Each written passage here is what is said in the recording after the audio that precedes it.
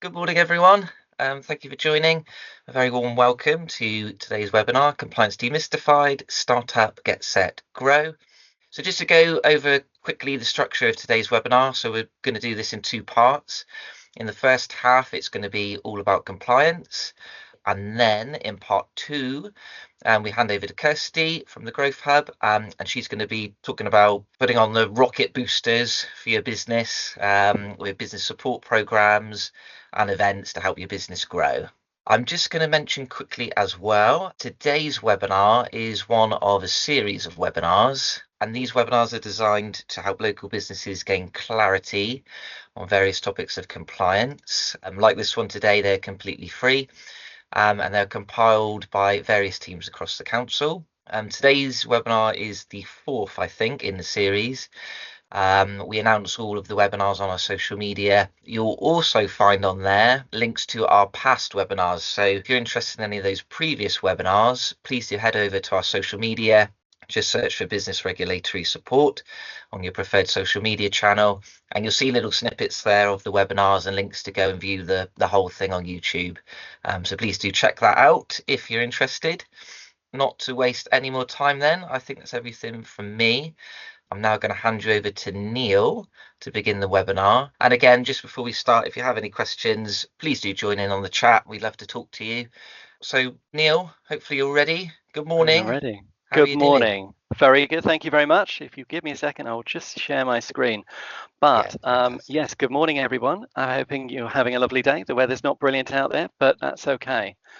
I'm Neil Moore, and I'm happy to guide you on a whistle-stop tour through the intricacies of business compliance to ensure your operations are safe, legal, and successful. Today, we'll demystify regulations and make compliance straightforward for you. Before we dive in, though, let me give you a brief overview of what we'll cover today. We will discuss the services offered by the Business Regulatory Support Hub, highlight common compliance pitfalls, share success stories, address common myths about compliance, and provide practical advice on starting and running your business safely. We'll also explore the importance of health and safety, food hygiene, and provide information on expanding your business. Finally, we'll introduce some of the cost-effective support options available to you to maintain compliance. We in the Business Hub are a conduit service, so we link into all the other business departments, and whilst we cannot advise on the other departments, we can share some of the tools which will help to get you into those initial questions answered, and those ultimately aid a business starting up and point them into the right direction. At the Business Regulatory Support Hub, we serve as your single point of contact for business support from Cornwall Council. Our goal is to provide free signposting and connect businesses with qualified environmental health officers. Our team can assist you in assisting with compliance issues and supporting your business to operate safely, legally, and successfully. We can assist with the various matters, including all of those departments named on the screen: your food hygiene, your licensing, health and safety, and trading standards, fire safety, planning and building control, which is a huge amount of issues that would be faced on a day-to-day basis with a new business. Our team has many years of experience working purely with businesses in and around Cornwall, and we offer expert and professional advice in food safety and the other departments. So we handle numerous common queries, such as issues with other businesses and concerns about food business practices. Some of our success stories include helping such diverse and different businesses as a local childcare facility. They needed help with all sorts, including planning, and we stayed in touch with that business for many months afterwards. So there was a back and forth between us, the planning, and the business themselves, and we helped and guided them all through that process. And a similar thing with a seaweed business that is setting up in Falmouth. There were many different aspects to this, but we'll go through those later on.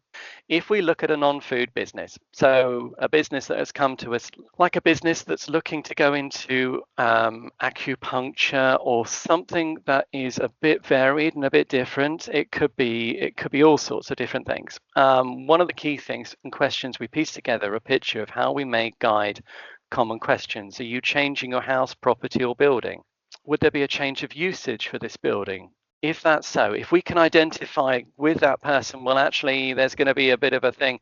We'll go through a process online with the planning's description of things, and we'll say to them, right, okay, here's some guiding information about this for your next steps, which with planning, they've already given a webinar on their amazing ways forward in this sort of thing, so we can point that business in that direction. But then, of course, there are other areas. We discuss the many varieties of licensing. So if we were discussing this acupuncturist, then of course there will be licensing involved, and we've got a lovely team in the department who help with all these type of things, so we can give you all the details of knowledge to go, right, I'm a non-food business, I'm going to need a license. We go through the check to see if you need licensing websites, so we can point them in that direction. So it's that sort of guidance, with the business feeling like, right, I know my next step, they can do that. But also we will talk to them about public liability insurance, which for any business we feel is an essential, because you're dealing with the public. And even if you were having, say, a community garden, something as innocent as that, so you're doing something for the community and you're making no money for this, public liability insurance is still an essential thing, because ironically, a lot of your volunteers are going to be vulnerable elderly individuals that will come into the garden, and therefore, may have a trip, slip, or fall themselves, and therefore you're covered if you've got this insurance. A lot of the times, a lot of the businesses that we speak to, they have an insurance for their house and contents and bits and pieces, and so a simple alteration of that to house the public liability is a very straightforward thing. So it can be quite a worthwhile thing. Now, other businesses, now it's a very niche time that you need to do this, but we will give you all the help and guidance with business rates, because business rates is something that some businesses forget and overlook as they approach their expenses, to think about, how am I going to do this? So there are areas in these sort of things with business rates that we can send out and organize for any sort of business, which is actually technically done through the council. So we've got those internal things. And sometimes, a lot of the time we find, is that internal emails also help and assist speeding up through the process. So a good example of a non-food business is, we were contacted by the owner of a gym. And he was in the early stages of the business, and he wanted to build something that was very, very large, but he went to go into what was an old hangar, sort of like a big warehouse. So you imagine all of these types of things were absolutely relevant. The first thing, the change of use, was the first port of call. He had to go through planning. He had to get everything else operational. And so it's almost like a simple checklist to go through. Right, have you got this? Have you got that? We can give out advice as well on the employer's duty of care, because obviously for some businesses that are quite large, they have a duty of care over their employees, and so there are certain things that they'll have to look into before they can start with the employment of others. So there are various different things there in place.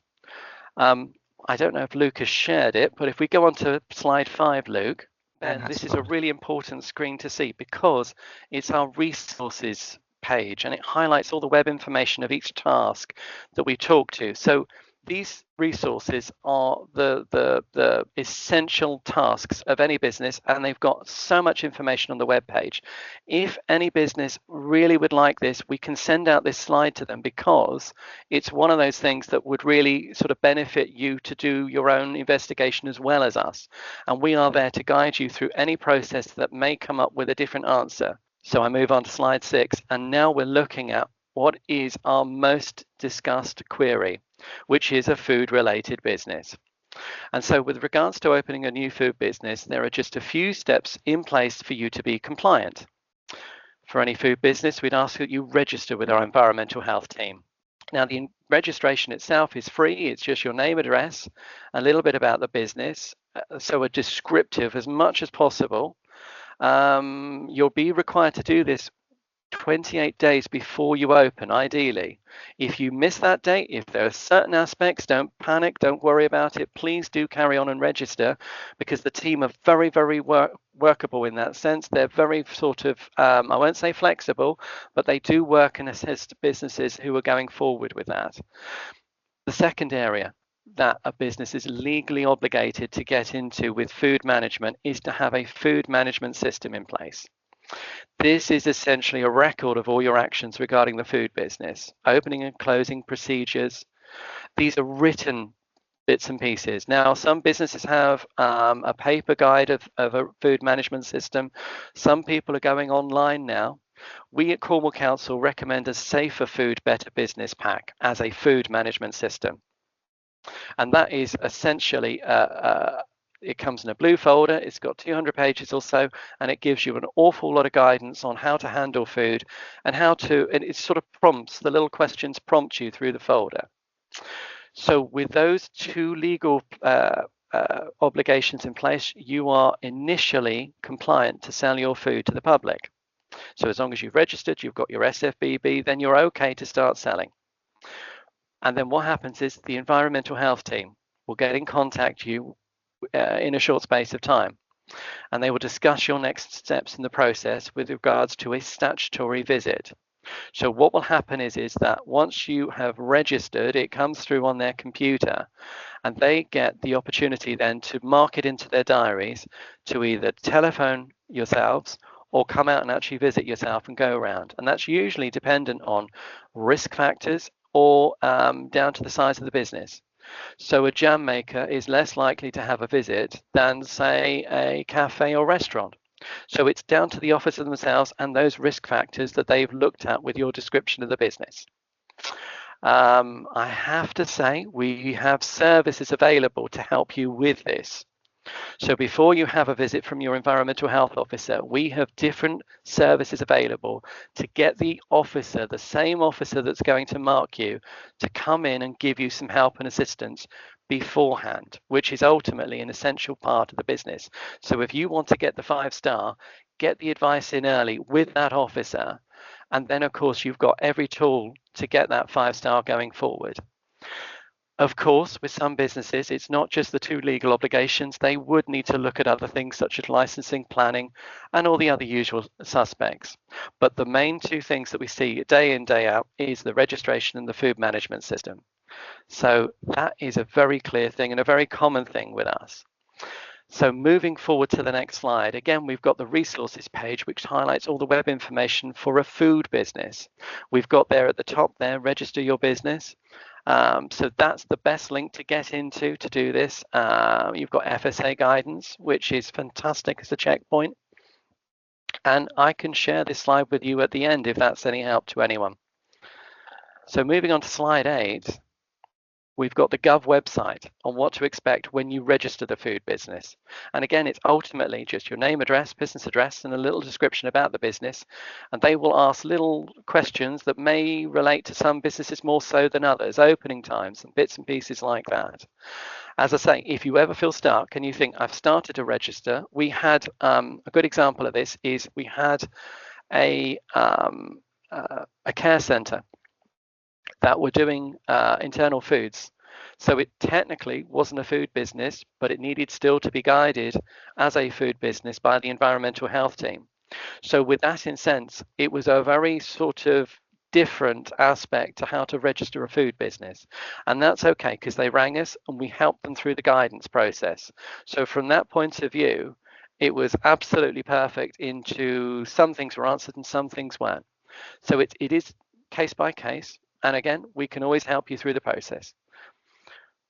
Moving on to slide 9, the Food Standards Agency. Now, the Food Standards Agency are the governing agency in England and Wales of all food-related businesses. This website houses all the answers to almost all the regulations on food. Now, it is a bit of a minefield because it's one of those things, it's almost Googling it's such a wide aspect of everything. But if there's anything in particular that you would like any guidance from, first of all, this is a great starting point, but we can also help you navigate the system because we can directly ask the officer in charge of your area. So if there's anything more particular, I have a storage area at the back. I'm a little bit worried, should I have 2 sinks in my kitchen? Those type of things, we can automatically guide that straight into the officer. So please don't worry and contact us at your earliest convenience. The FSA checklist, this is slide 10, and it's just a checklist and it just governs on those type of things and what to inspect when an inspection happens with the officer. Now, the first time is always the scariest time because you really don't know what to think. You're a new business, you're thinking, right, I've been working at this, I've been cleaning everything, is everything right? Now, there are certain niche questions that I think it's a little bit unfair sometimes, but certain disinfectants, for instance, whilst you might be cleaning with some really good household disinfectants, an officer may ask you, has this got a British standard marking on it? What's the contact time with that disinfectant? So there are certain things that this checklist can really help you with, and it will just make you look at it and think, right, I'll tick them off one by one. So that is a really useful tool for any food business in compliance. If I move on to slide 11, the food management system that we discussed earlier, the Safer Food, Better Business Pack. And that obviously helps the businesses maintain high standards of food safety.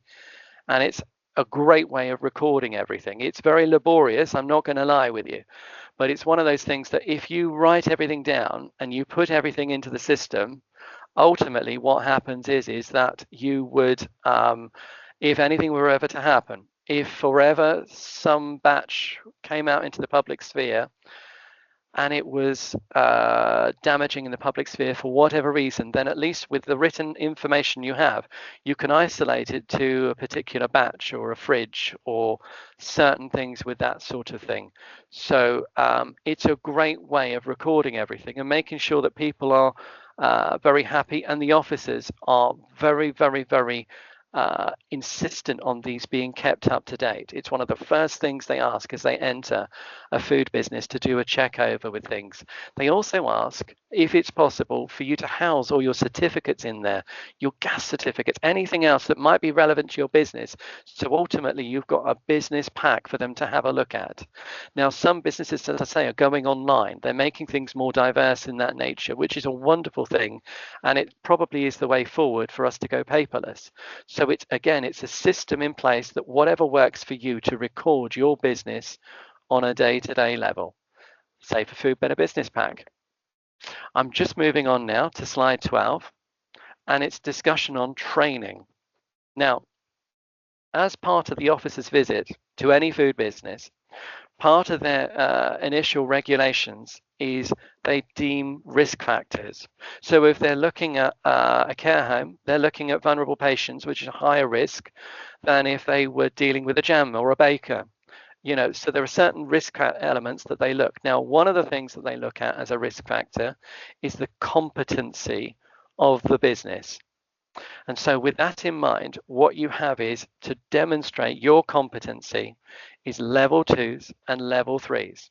Now, a level 2 is a basic mandatory thing that all food handlers should undertake at all points of service with their food. So a level 2 is the sort of ground level of what is expected for any food handler. And it's one of those things that has to be kept up to date every 3 years.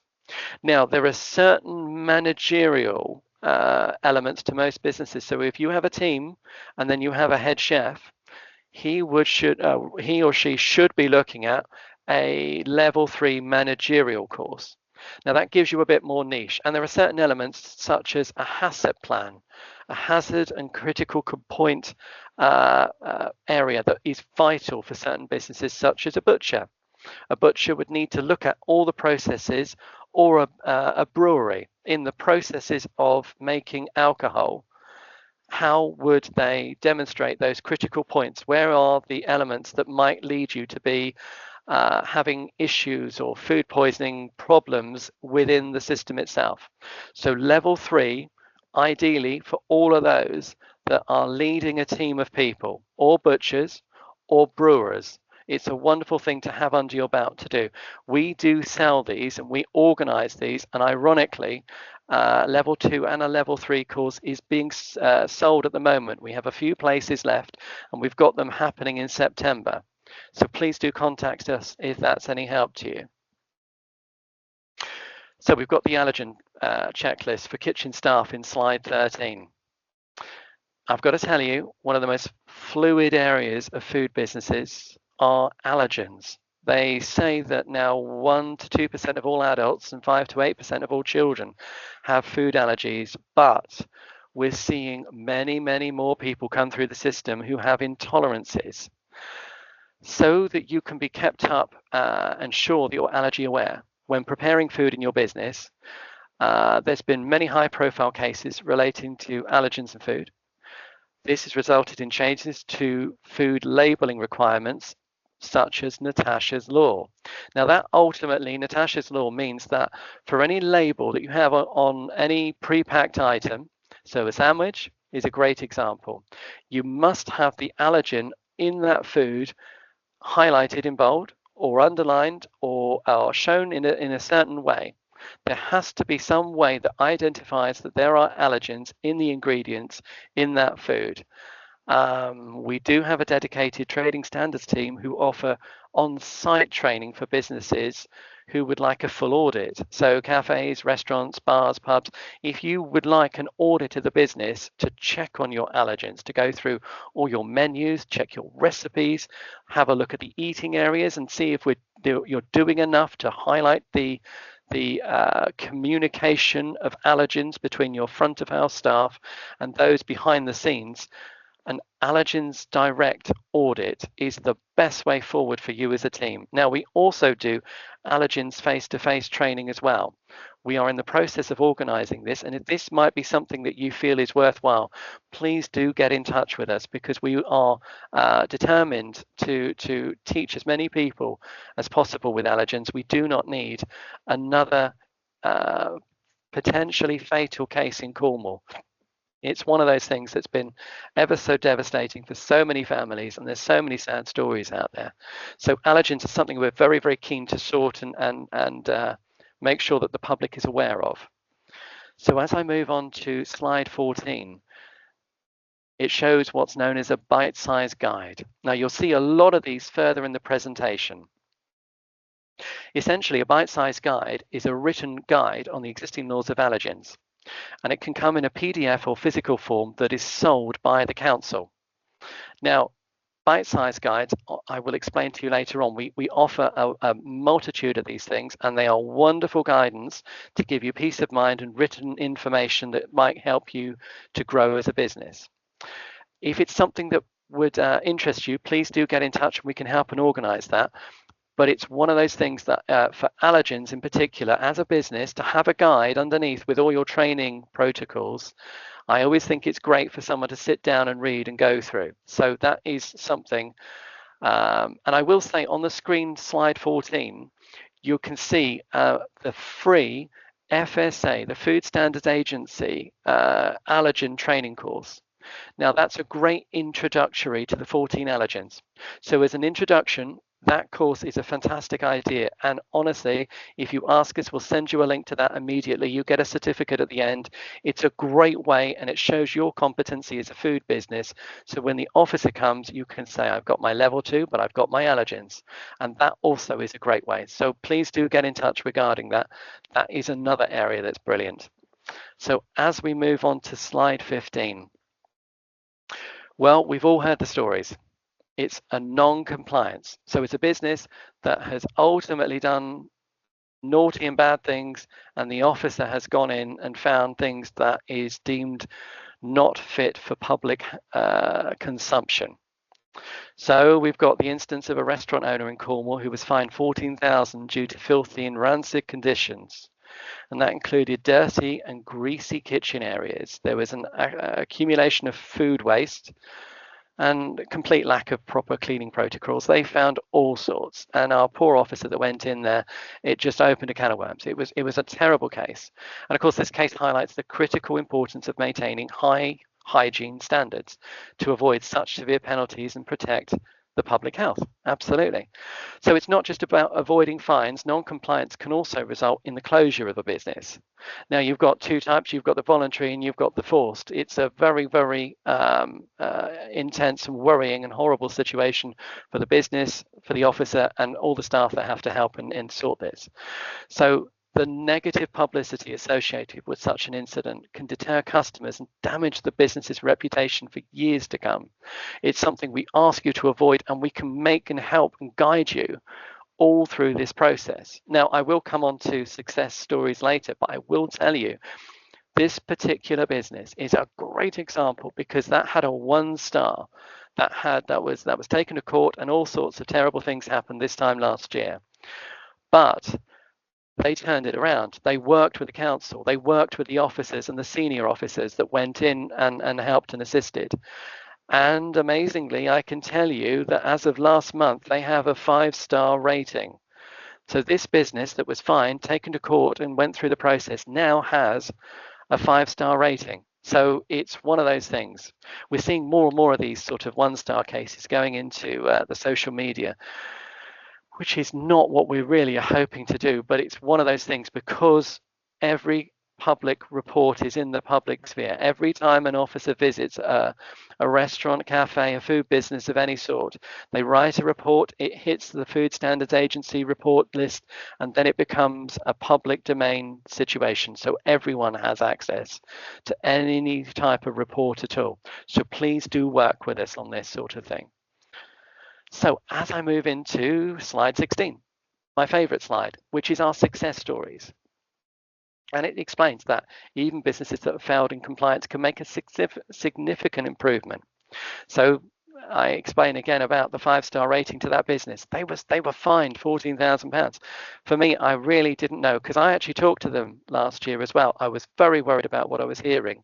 And so 12 months later, to see them get a 5-star, it's just absolutely fantastic. And it's what we're looking for. We have a very, very high food rating in Cornwall. If you look at the overall of England and Wales, I think Cornwall is one of the top 5. I think it's a ridiculously high rating. And when you think that we've got so many businesses related to tourism, that to have such a high rating is testament to the work that we're trying to do with all food businesses. So we put every non-compliance business on a path to success. The officers will not leave a 1-star business trading. They will go back. They will discuss with the business. They will work ways to make that business compliant. We are a fantastic team, and we will help and assist you with all food businesses queries of that sort of nature. So as I move on to slide 17, there are some common myths that people have about the council. And one of the myths is compliance is a burden. You know, I'm selling food, I'm doing my bits and pieces, and so to be compliant, it's just a burden. Well, the reality is that compliance ensures the safety and success of your business, and it protects your customers, employees, and reputation. Proper compliance can also provide a competitive advantage by building trust with your customers and any stakeholders you have. So to be compliant as much as possible to help us, to welcome us in, is going to reflect back on yourself as a business. It's a wonderful thing once you're doing it and you're in sync. We were walking around yesterday in Truro, and I was walking with the officer to check on businesses and see how things were going. And honestly, the amount of businesses in Truro that came out to the officer that I was walking around with to say hello and tell her the stories, and it was wonderful to see. So I know that food businesses want to be compliant, and it's great to be out there. Now, the second myth is compliance is costly. Well, actually, non-compliance in the long run is much higher due to the fees and the legal fees and the lost business that you may invest. So ultimately, there may be an initial cost with, say, the officer's time or any sort of learning material. But once you are trading at a fully compliant level, ultimately the costs outweigh the issues that you may have faced if you were non-compliant. So I'll move on to the next myth. You'll get a warning before being shut down. Now that's not necessarily true. If the officer goes in and they look at severe non-compliance, if they look and they see things that may address things such as rodents or, you know, because it happens, and it happens all too often, old buildings, old pubs are around because they're there. So you need to take issue with those. You need to have some sort of vermin control in place. So if the officer comes in and they see severe non-compliance, this will and can lead to immediate closure. The officer is not going to let you trade to the public if they've got any particular concerns about the business. The next myth is the council are out to penalise businesses.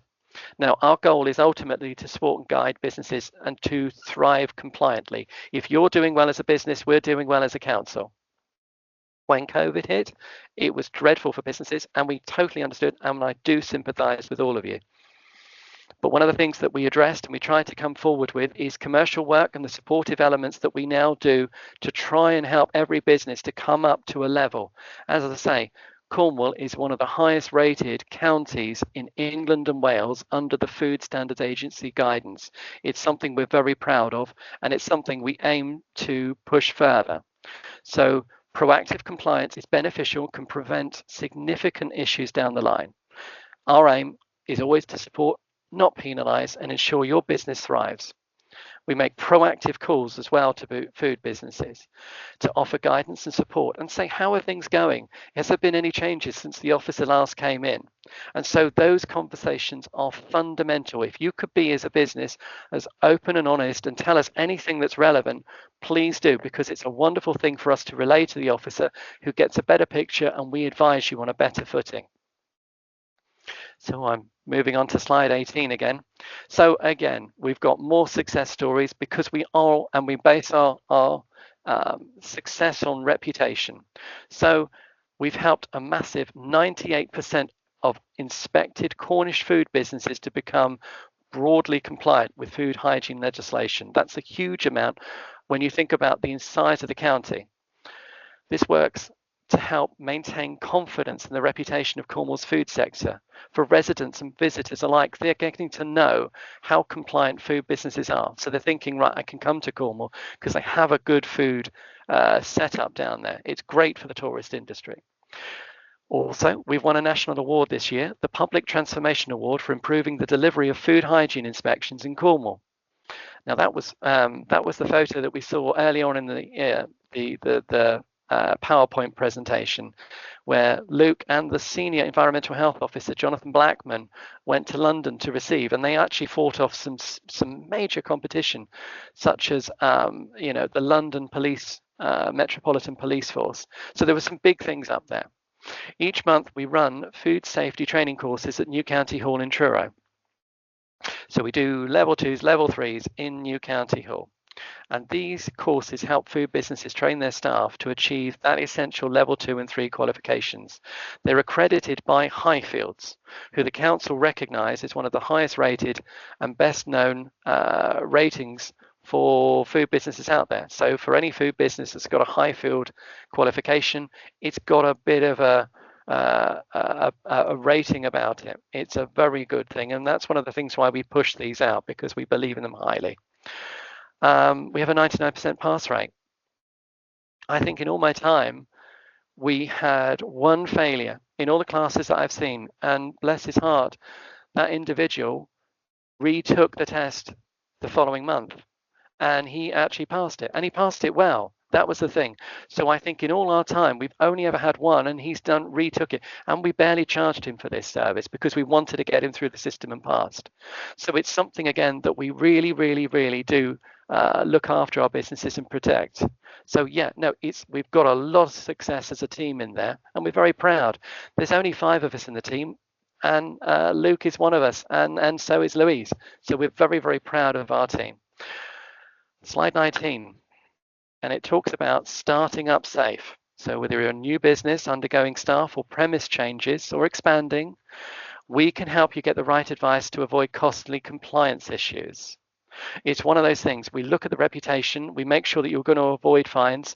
We're building a rapport for your environmental health officer with you. We want to get you talking between yourself and the officer. It's essential that you have this in place, because if you have a good working relationship with the officer, then they have a good working relationship with you.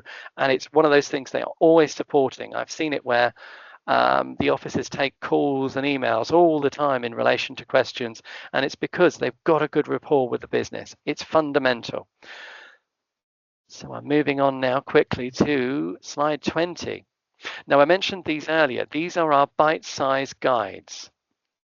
Now, bite-sized guides are paid-for booklets and leaflets, which are designed to help you improve the health and safety of your business. They cover various topics, and look, you can see there are cake makers, There are bed and breakfast bite-sized guides. You've got the motor trades, the markets and the festivals, which are great for people doing temporary event notices and things like this. You've got the flavored cooking oils, which we're seeing more and more now. Businesses who want to make flavored cooking oils for the different market dressings and all sorts, and it's a healthier lifestyle. We've got a bite-sized guide for you. Now, we talked about allergens. There is self-catering as well, and a jam maker's guide, which is one of our most loved and popular guides that we sell, which is the jam maker's one. So if you can, I think the PDF is 16 and I believe the booklet is 26. We've got that on our website, and I think Louise has kindly put that up on the site now. They are a worthwhile booklet to read. As we move on to slide 21, I've got an example here of a cake maker's bite-sized guide. You can see it's got all the sort of different things, and it also talks about the usual suspects with your business, about insurance and restricted covenants, which you might have to think about as well with your business. Has your business got anything in the background that says, I can't do this from my house? So there are little things in those bite-sized guides that are very, very fundamental for you and interesting that you might not have thought about when thinking, I would like to make jam for a business. So honestly, it's a worthwhile thing, and do look them up if they're any help to anyone.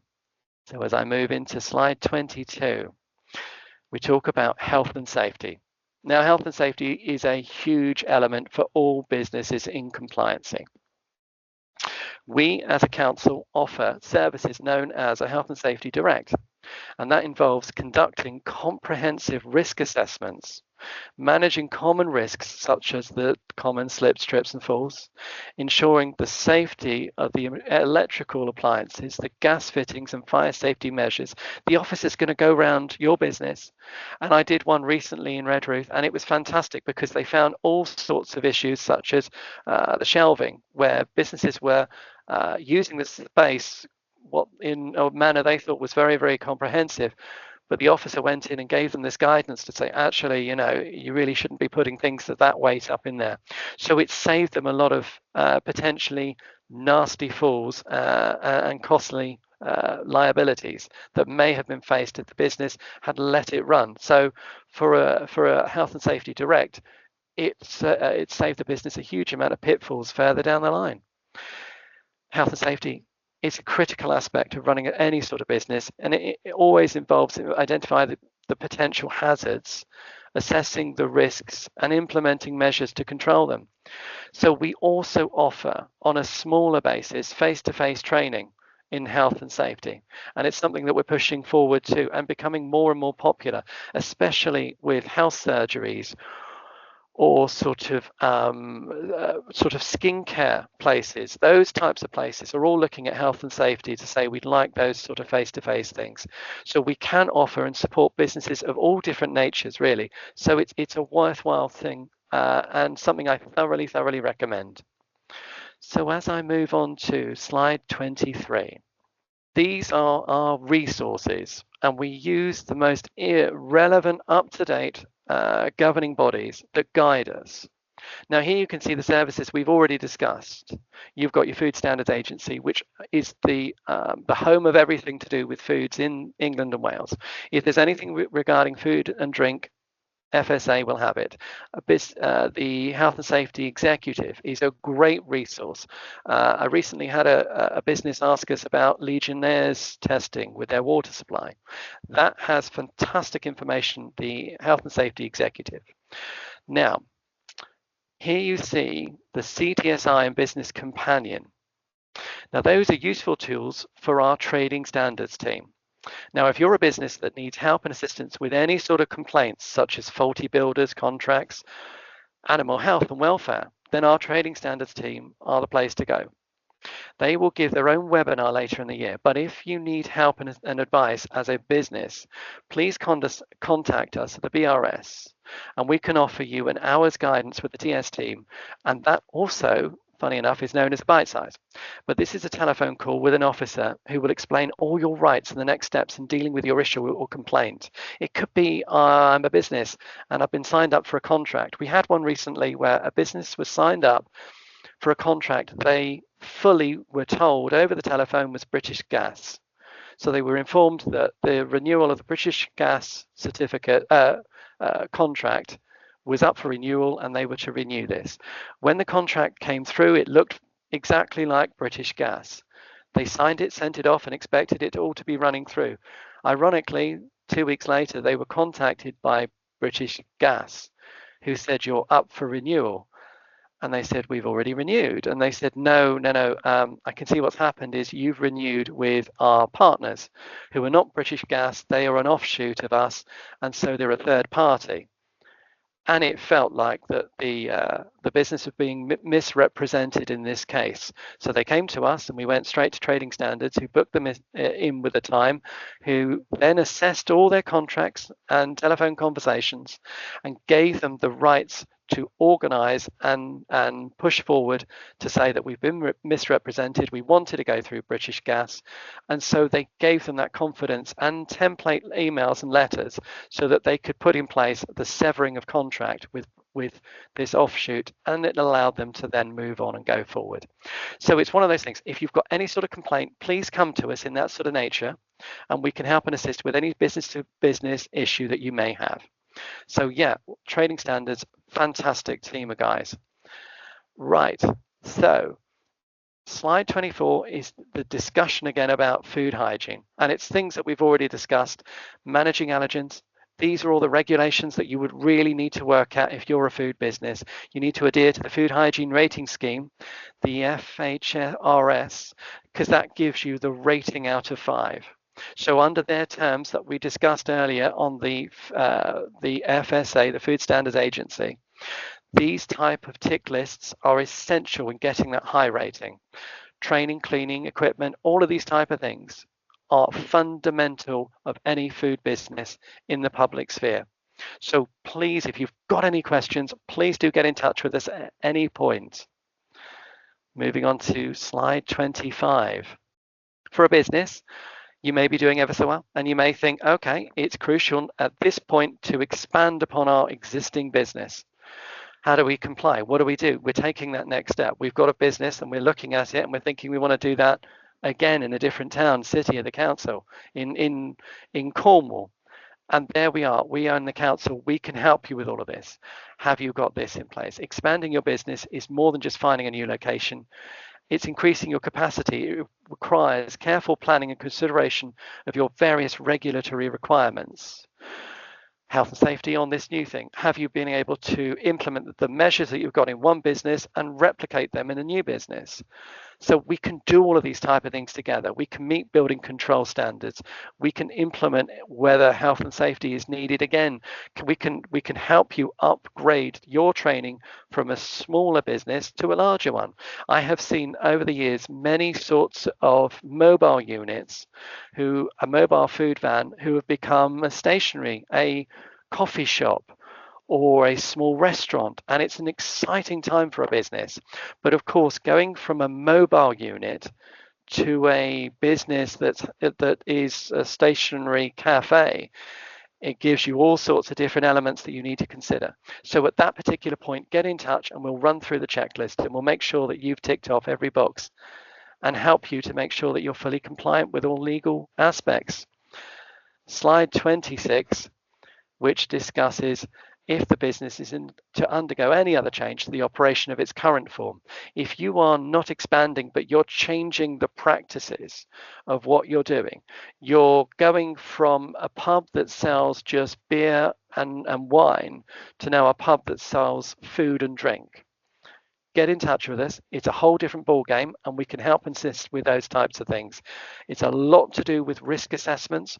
We did one in St. Maur's very recently, and it really helped the business. The officer went in and she did what we call a gain or retain, and that is a mock inspection. I'll talk about those in a minute, and it's a fantastic tool to help your business get to the point where they know they've got everything in place to get a high rating, which is essential for any business going forward.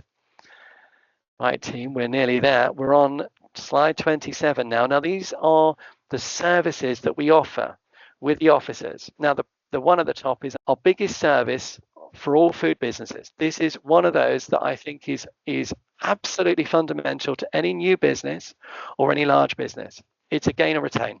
Now, what that is a full mock inspection of the business. The officer will come in, the officer that will score you later on. That's the key thing. So you're meeting that officer coming in. They are coming in to do a full mock inspection, to have a look around, to gauge what's going on in your business. And they do a brilliant thing. So it's timed at your time convenience. And therefore, the officer will train not only the head chef, but they will train all the other staff in the kitchen as well.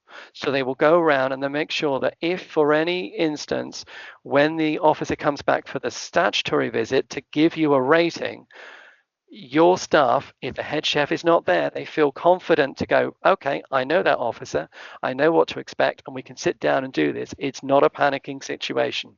A gain or retain gives you all the tools that you will necessarily need to assess how your business is going to score on that day. How are you going to do? What are the types of things? We have, with many businesses, found certain things like a tile that's chipped in the wall. And so what then happens is the officer comes in and goes, well, your paperwork's good and everything else is looking great, but the tile on the wall can house bacteria. And so with that in mind, or it could be a flooring issue, with that in mind, they then negotiate between the business and themselves about a realistic time frame to get that floor or tile repaired so that they can come in and give you an inspection that's convenient to both yourself and the business of a later date. So if you've had the repair done, you stay in touch with the business, they then come back and hopefully, and should be, a much higher score if you've adhered to all the guidance. The officer will also give you a written report on the day's visit with a gain or retain. It's absolutely fantastic. You can see on our list, we've got food safety training that we talked about. We've also got bespoke advice visits, which is targeted advice. So the officer, instead of doing the gain or retain, comes in for a more targeted advice to have a look around and look at certain aspects. If you're a very small business, they can then look at things and just think, right, okay, that's what we need to do, and that's how we'll get you back up to the 5. It can be fun. It can be a very, very worthwhile service. Now, we already discussed the health and safety and the Allergens Direct. Those equally for other businesses such as warehouse and things, fantastic as well. And these are our contact details. If there's anything at all that we can help you with in the future, please don't be a stranger. Give us an email, give us a ring, have a chat with us. Whatever it might be, there are no silly questions. Ultimately, please ask away and we will help and assist you. It could be any one of the departments that we've talked about, any one of the things, and we will point you in the right direction and get you the help and assistance that might help your business to get that high rating or that health and safety support system in place. I wish you all the best of luck. Now I'm going to hand back to Luke, who will take us on to the amazing Growth Hub team for the next stage of this talk. Yeah, fantastic. Thank you, Neil. Kirsty, then, if you're ready, are we okay to hand over to you at this point? Yeah, we'll give it a go. We'll give the technology a go, shall we, and see how it goes. So, as Luke said, my name's Kirsty Miles-Musgrave, and I'm the Investment Operations Manager at the Growth Hub. And I'm here to talk to you about some of the additional support that's available through the council, in addition to all of the fantastic stuff that the business regulatory support can offer you in terms of compliance and regulation. And we know that some of you will be keen to actually develop your business and moving it forward. And so that's what the Growth Hub is here for. So we're here to help businesses with your sort of ambitions, really. So wherever you want to take your business, what we call ourselves the Growth Hub, but growth means different things to different people. So growth doesn't always mean employing 25 people and buying bigger premises. We don't all want to be Richard Branson. So it could be, how do I make myself more profitable? How do I actually work less to earn more money? How do I do things better, more efficient? Or actually, you might be looking to actually get bigger as well as more profitable. And there are options there as well. And so what we're expert, independent and impartial team of business support experts.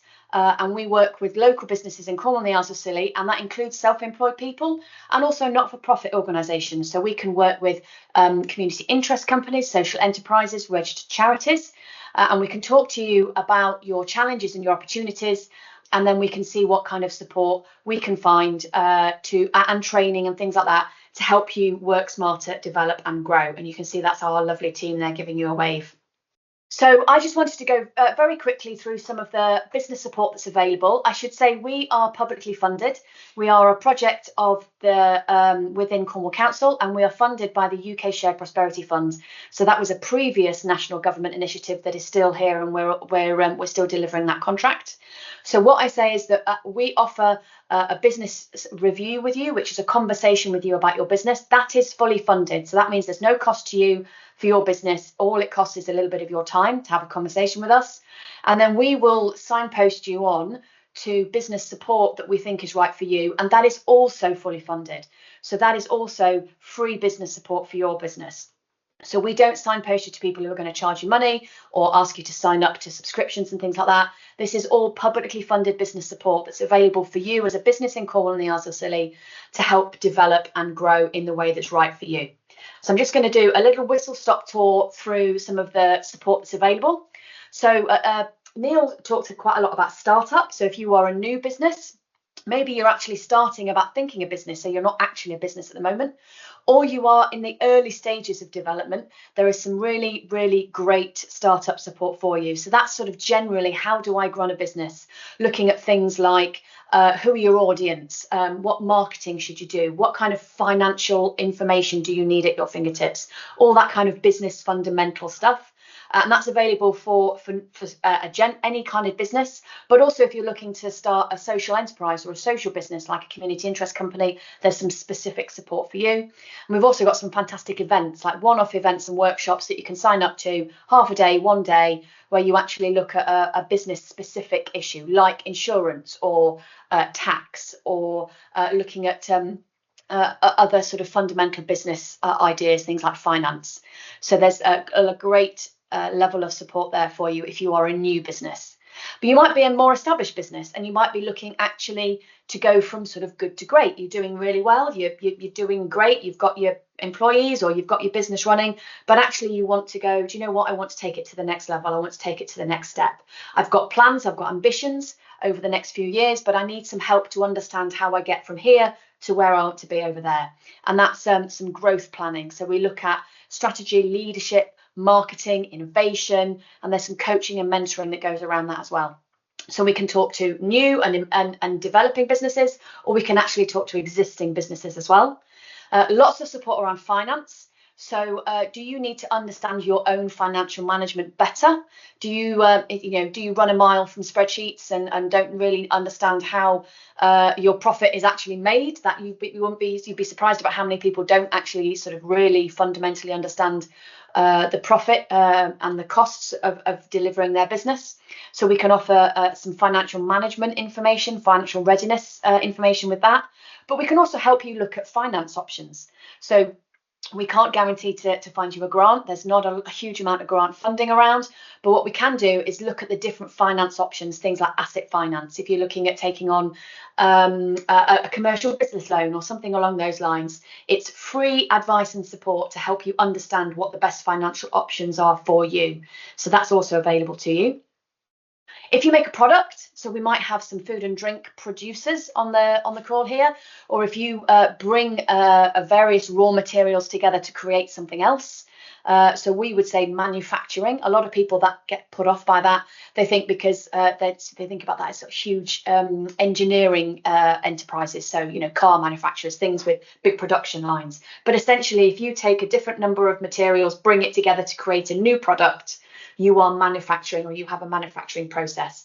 We have some really great support for you, or you might actually want to create an innovative new product or service. We've actually got some fantastic advisors and support through things like the universities to help people actually launch new products as well. Net zero, so sustainability is a really key area for businesses, and it is very, very important to us here at the council. So we want to help your business be as sustainable as possible. So we can offer you some support to understand what your current carbon emissions are and what the impact of those are.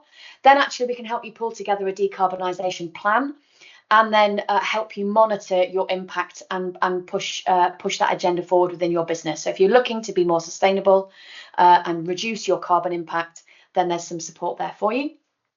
If you're looking to do things differently in your business, you want to be a bit more innovative, you want to do something different, you want a new idea, a new process, or again, you might be looking to develop a new product, or just do the day-to-day operations of your business differently and better and more efficiently, then there is some support there for you to help you do things sort of in a more innovative and revolutionary way. We can also support with teams. So you're struggling with recruitment. That's a really key area for some sectors at the moment. So if you're struggling to recruit to a really key role within your business, then actually there's some support to help you with that. And it actually goes back to sort of fundamental recruitment strategies. So how do you recruit? What kind of job descriptions are you writing? How are you advertising? What's your interview process like? And then actually, what are you doing for your team to retain those key members of staff that are really vital for your business? So there's lots and lots of support there to wrap around with that. And also you might be looking at actually looking at the well-being of your staff as well. Understand how you can be more inclusive. You might want to actually be more an inclusive employer. And there's some support around that and some events and things that you can sign up to.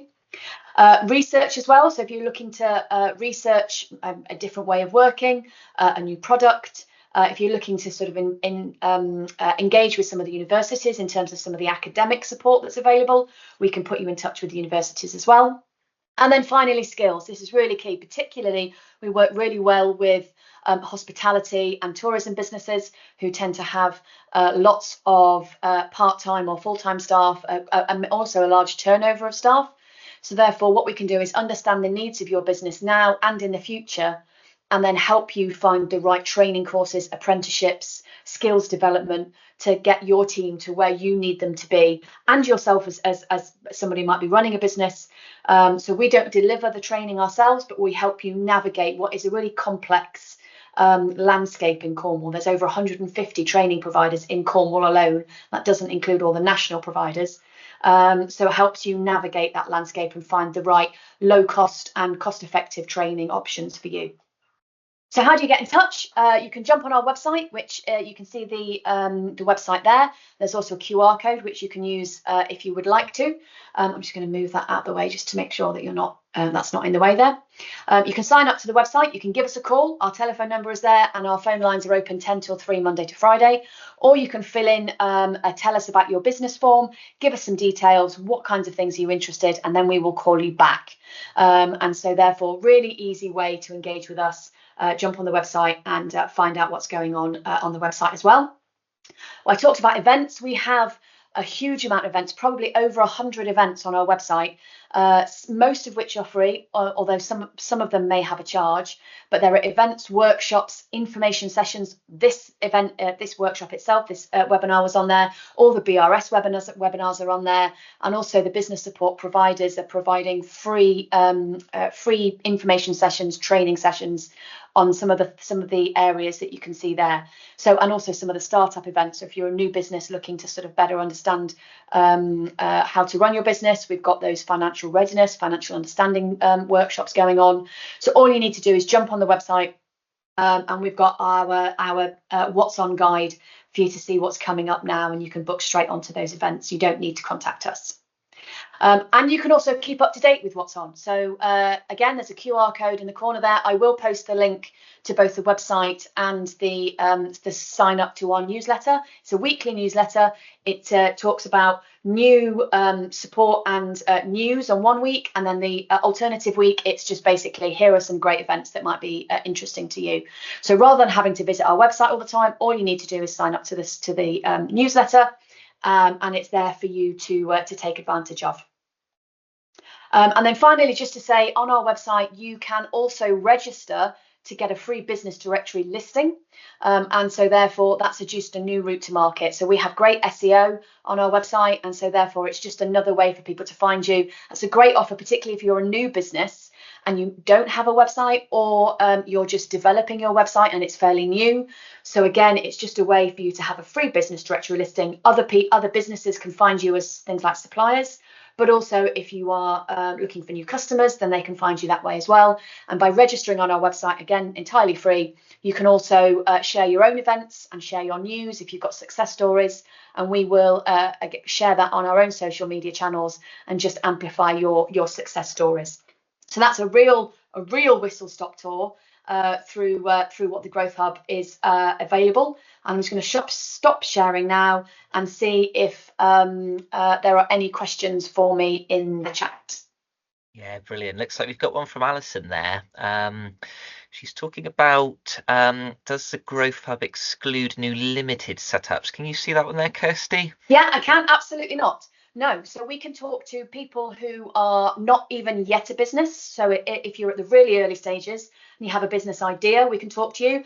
However, if you are an existing business, again, as you said, it sounds like that you're a new limited company. That's absolutely fine, and you can.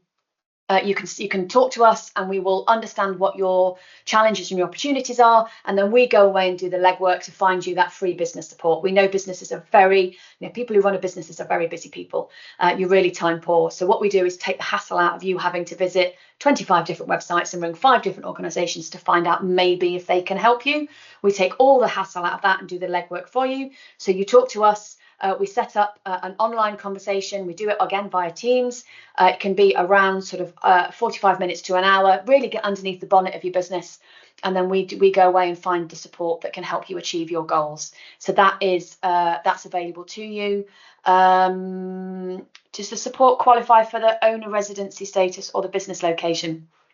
So that would depend on what kind of business you are. So if you are a limited registered business, then we would be looking for that business to be registered in Cornwall. However, we do understand that some people, for whatever reason, their business registered address is not in Cornwall, but they deliver their business in Cornwall. So they might have an accountant that's based in Bristol, for instance, and so therefore their registered address is in Bristol, but they deliver their business in Cornwall. That's absolutely fine. And again, if you are self-employed and you were living outside of Cornwall but you're delivering your business in Cornwall, that's something that we could probably talk to you about. Alison, I hope that answers your question. But my advice to you would be pick up the phone, have a chat with us, and we will do our very best to support you. And I think that was all. So I posted the newsletter sign up in the chat. I will also just very quickly post the actual website address in the chat as well, just so you can save you from Googling. So that's us. Please do go on and have a look. There's more information about all the support that I very, very quickly went through. And then either fill in that form or give us a call, and hopefully we can get on and help you. And thank you to the BRS for inviting us to join them today to talk about business growth. Thank you, Kirsty. Yeah, thank you so much. We'll leave you get on with your day. Thank you very much for joining. Hopefully, we'll see you at another webinar. Okay, thanks all. Goodbye.